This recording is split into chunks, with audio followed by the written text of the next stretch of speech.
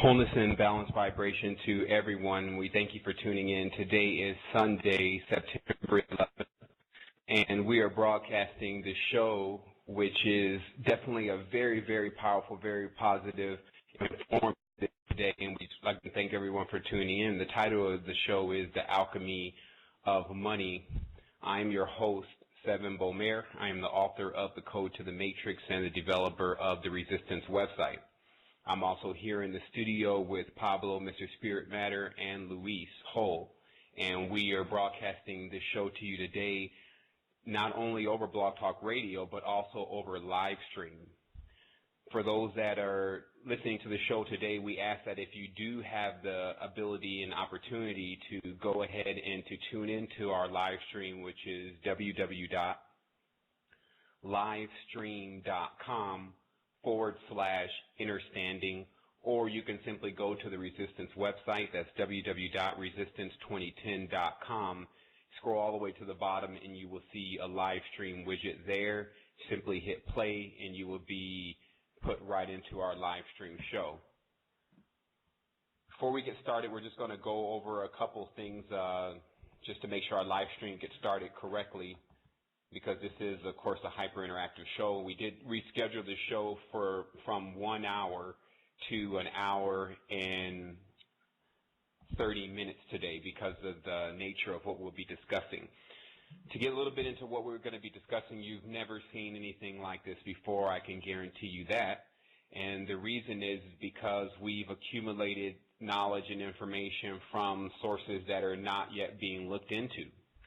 And that knowledge and source happens to be about currency, what exactly runs and controls this planet. Many people will actually get into great argument about that, but the reality is that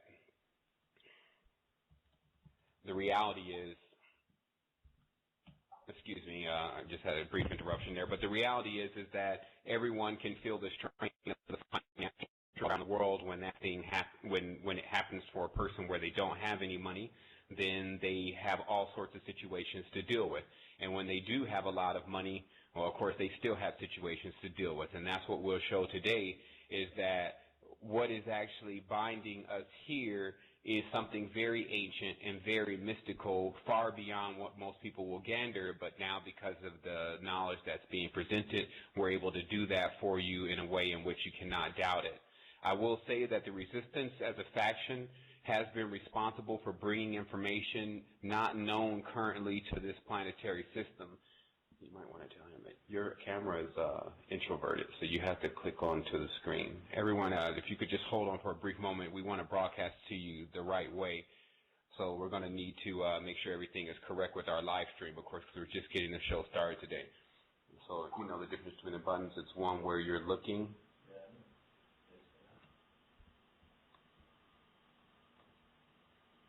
If everyone would just hold on really briefly, I just want to make sure that our stuff is correct.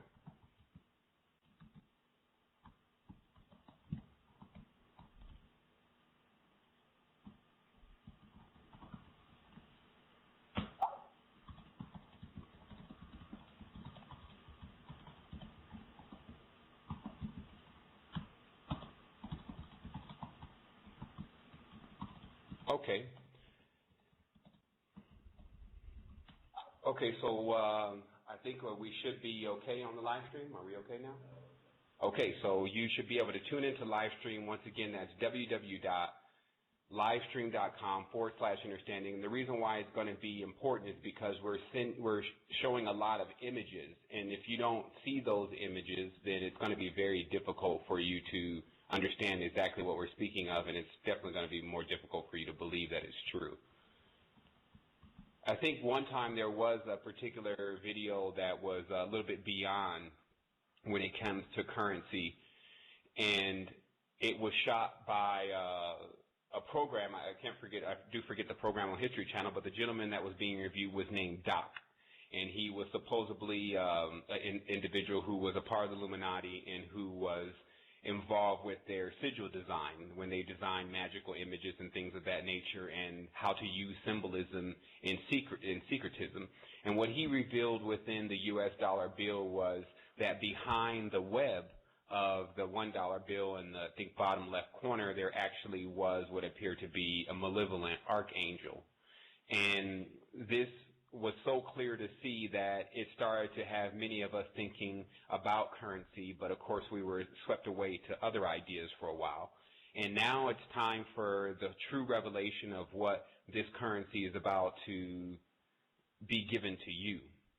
And so how we're going to start this is we're first going to start with the notes, which I actually left on the Resistance website now underneath the post. That is the title of the post today's the post that's the title of today's show.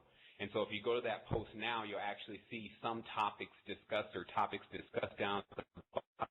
Then you will see that there is now a list of topics that are being discussed, and I'm going to try to maintain somewhat of an order here, also so that Pablo can be able to show you the images of what we're speaking of in the proper order.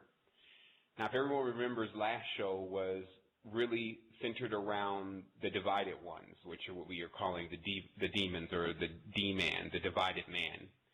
And it's interesting to have this show come later because it actually is the explanation of more of what the divided ones have been doing. And as many people know, that our network is now twofold. It's more like a yin and a yang, so that we can keep balance, because we cannot fail to report all of the esoteric and spiritual knowledge that is being sent to us by the higher sources in our own intellects, etc., but just a collaborative of individuals, even droids or the machines or computers even contributing and searching for information. So everyone is really involved. It's just what's happening. So what's interesting to point out now is that this concept of coming together, what ends up happening is that the first thing that has to happen when a person decides to make a truce or to stop being divided is they somewhat have to confess, meaning they have to explain some of the activities and deeds that they've been involved in. And I believe that me personally, I've been responsible for being more or less the voice of many of the beings that are coming to either explain their story, whether that story they just want someone to hear, or whether they're very sorry about some of the things that they've actually done, and so now they're finally bringing out this information so that people can get themselves correct. And that is the kind of story that's actually going on today, because if many people notice with their currency that there's many individuals on that bill. Like actually on every single bill, you will always find an individual on it. And this becomes the most important thing. And I'm going to show you something just really quickly about critical thinking and the way that many of the advanced beings think is they take things apart in order to find its power. And if you were to do that with the dollar, the first thing that you would notice is that it's a rectangle. And the next thing you would notice is that it has symbols on it. And this is just something almost all currency, at least 90 to 95% of the currency is in the shape of a rectangle. In addition to that, 90 to 95% of that currency has someone's face on it. 90 to 95% of that currency is using some type of sacred geometry. So this 90 to 95% of most currency is made from paper. So what we start to develop here is we develop hardcore principles that will lead us to the understanding of exactly what money is about, through a methodical way, non-biased, not guilt-tripping ourselves, and not in denial either. So the reality is that there is a huge connection between sound, shape, and light. Sound equals shape equals light. And this is very important to realize, because even if you can't hear the sound that a shape is making, it's only because of a non-active third ear. Many people talk about the third eye, but there is a third ear that has a holophonic sensor that can hear the vibration of the spheres and the vibration of trains, planes, buildings, many different things that if the third ear can hear them, because it's the third ear's responsibility to make sure it works in unison and projecting your reality. So the reality that we're living here in is making a sound, and all those frequencies are coming together and making what you see present before you. It's giving you the colors, and it's giving you the shapes. So from that point, we should see now money as not just a piece of paper, but an actual projection, or what I'm now calling an arc, a projection of actual consciousness in the actual world. And many people may deny this because they don't know the knowledge of talismans and things of that nature, but I'm here to tell you that there is a heavy knowledge within symbolism and making certain symbols and drawing certain things on paper that makes the cosmos and the powers that are around the cosmos submit to one's request. It's almost like a letter. And it becomes important now to roll right into this, because what we'll see is that there is one being in particular, and we could just call them beings. It's more easier because it's easier to identify that way, that is responsible for taking these messages and bringing these messages to the denizens of Earth. And that being has been known as Thoth, or some have mistaken it for Mercury. But the reality is the being is also called Hermes and Tehut or Tehuti. And this name has resonated with many as being wisdom and being things of that nature, and many have looked highly to these beings, but few people have done any research more than just listening to someone else who has explained this to them. So the reality becomes is that the actual identity of Thoth, it needed to be investigated, and I had the opportunity to do that in my daily task of uncovering all of the knowledge that's here on this planet and also throughout the universe.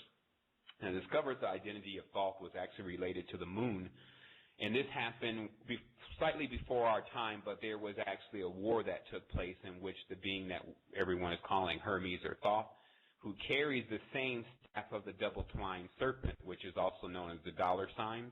Some people relate it to kundilini.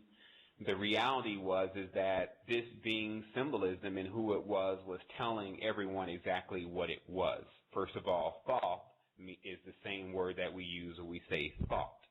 So this being is heavily related to the brain. He carries a staff that is two double-twined serpents, which means that he's possessing a power. And this power we'll get into in just a little bit. But the interesting part of it, people don't want to realize that what is going on the moon is affecting us here. They should realize that when our messages go out, our psychic message, it goes first to the first celestial body in our sphere, which, as we can see, is the moon. So the moon then knows that information, and depending upon what that information is, sends it to the proper energy. So it's more like a processing center, sends it to other planetary systems. But the problem with this is that if the moon is more like a club, for better lack of words, meaning that there are certain people that are involved in the moon cult, if you happen to be sending a message to individuals or beings that are not involved in the moon cult, then it never gets there.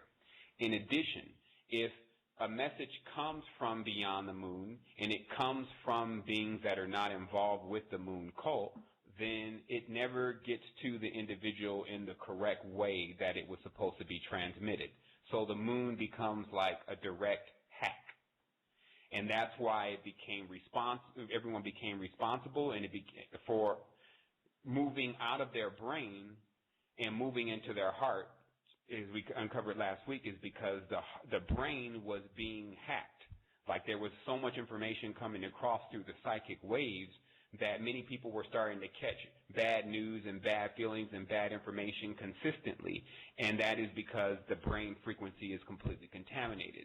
So we were encouraged to switch to the heart because it has a better way of transmitting information. It is, for better lack of words, the bridge or the base to. Now, notice in the explanation of Thoth, what it says is Thoth is actually the brain within the heart. So it actually explains very deeply that in the terminology that we now know to understand that we have a brain in our head, we have a brain in our stomach, and we now also have a brain inside of our heart. And this being is there, which would make perfect sense, even though this script from the ancient times, which is clearly correct about Thoth, tells you that. You can also see, because the heart is the anagram for the planet Earth, that it would obviously be very close to our heart, whatever this moon is. And so we find out that identity goes, once again,